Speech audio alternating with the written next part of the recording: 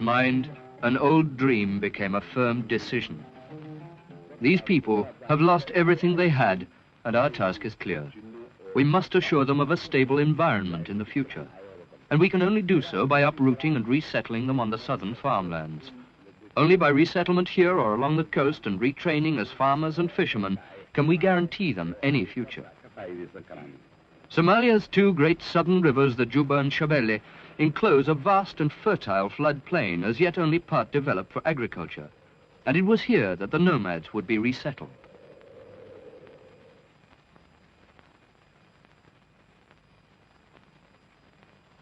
The operation was far from easy. 120,000 people had volunteered to make the move and traveled from the relief camps to a central dispersal point in the north. From here, they would be transported to their new homes in the south and east in one great move by road and air. For the future farmers were settlements at Kurtemwari, Sablale, and Dujuma. For the fishermen at Barawa, Isle, and Adale.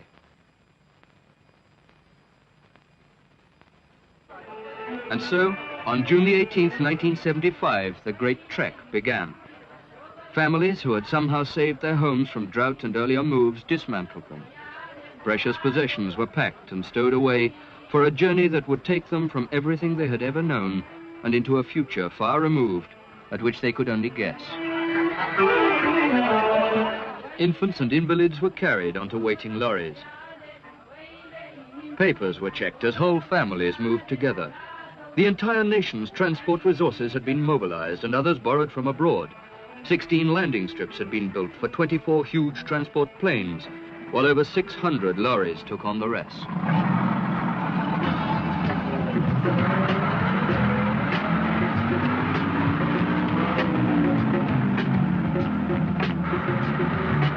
In lorry after lorry, covering hundreds of miles, the new farmers moved south. Within days, the first arrivals reached Kurtemwari, and local people turned out by the score to greet and welcome them to a new life far removed from the old.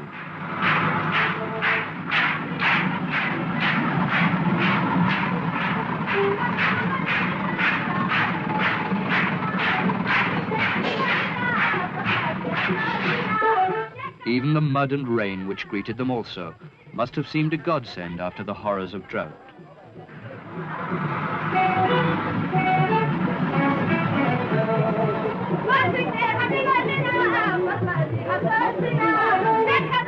Neat rows of tents stood ready and waiting as temporary accommodation for those whose houses had been destroyed back in the north.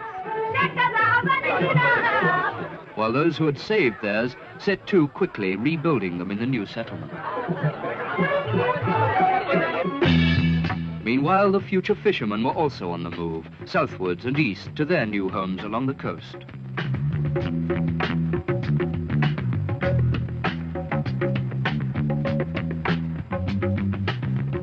Day after day, the huge convoys rolled, carrying their precious cargo to safety and a new life. The first arrivals in Adale. Wherever the refugees went, they met with the same warm reception.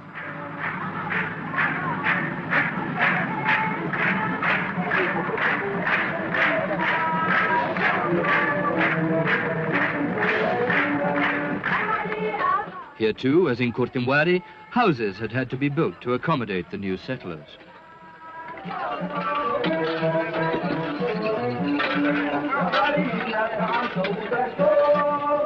And no sooner had they settled in than schools started for the children. For those of the farmers in the open air, while here in the fishing town of Barawa, their brothers found a schoolroom already built and waiting. Nor were the children the only ones to take lessons. Most of these men had never even seen the sea, yet their new life demanded not only that they see it, but learn to enter, swim, and survive in it as well. Retraining began for the farmers also. At both Kurtemwari and Dujuma, the nomads were allocated 18,000 hectares of undeveloped land, which, under expert guidance, they would be expected to make productive within 2 years.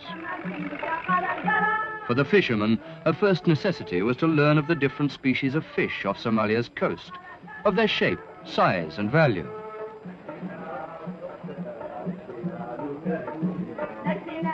while the farmers learned of the best crop strains to plant in a given soil.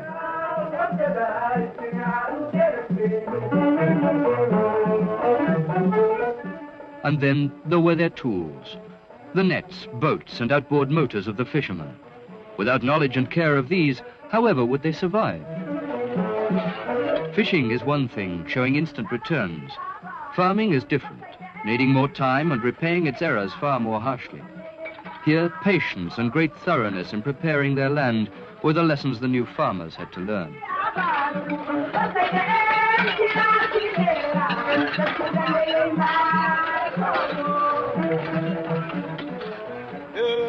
And yet, a mere 3 weeks after their arrival on the coast, the day dawned for the fishermen's first real trial at sea.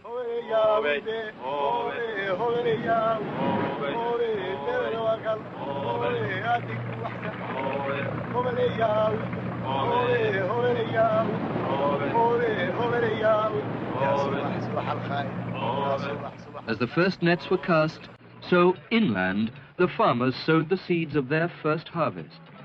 It was a day of hard work, but jubilation.